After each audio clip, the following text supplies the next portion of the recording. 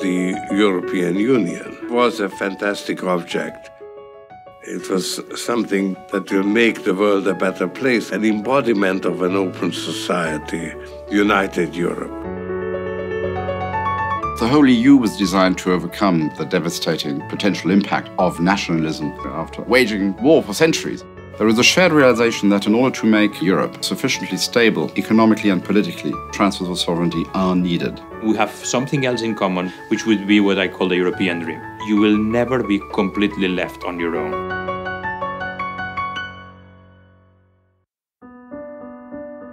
Europe is in a series of multiple crises. There's an economic crisis that's the fallout of a financial crisis, and there's the inability to deal with these as a result of a political crisis that's actually been brewing for a long time. Europe's existing institutional arrangements as they are today cannot last and won't last. The euro, which was the high point of the European integration, because of its flaws, has divided member countries into creditors and debtors. The creditors call the shots.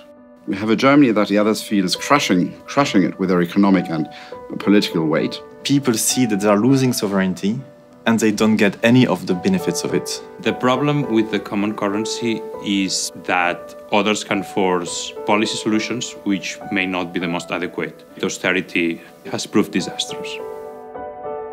The austerity policy is aggravating the financial crisis. In Greece, Cyprus now, and Spain, the economic system is just in total ruins. Tremendous damage has been done, pushing the economy into a depression.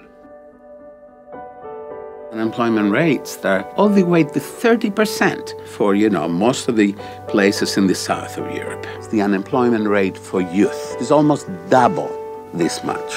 6 out of 10 cannot find a job.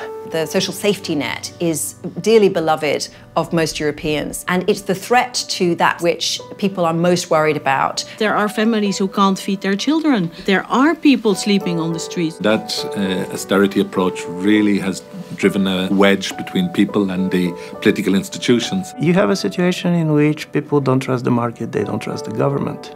And this loss of trust, in my view, is one of the very important factors that are very much changing the societies in which we are living.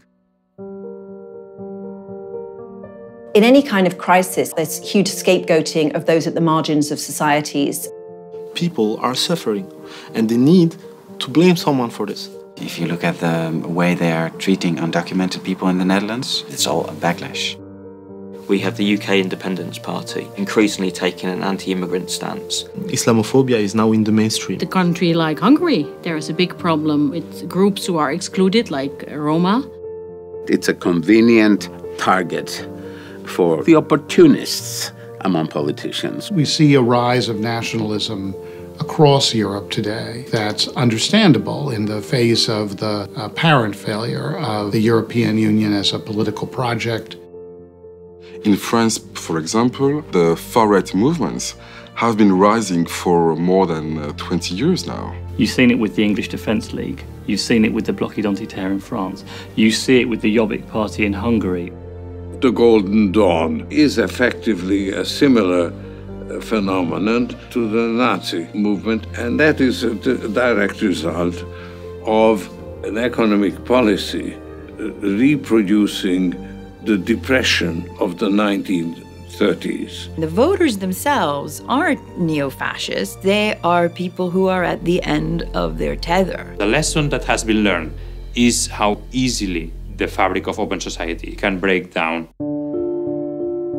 The challenge is to see through the simple storylines and to see where hope is possible.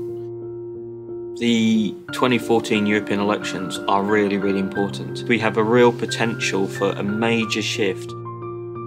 We need fresh energy within the political parties. The political parties need to open up to young people. In order for a crisis to be a real opportunity, you have to have some kind of vision for the future. This period for Europe is a major transformation. Now Europe will go on and will again become a paradigm for other societies. There is a lot of space in Europe today to bring a progressive alternative view that is based on equality and human rights and making progress for the whole society, and people are waiting for it. We could revive the dream of being an open society, recapture the fantastic object that has gotten lost.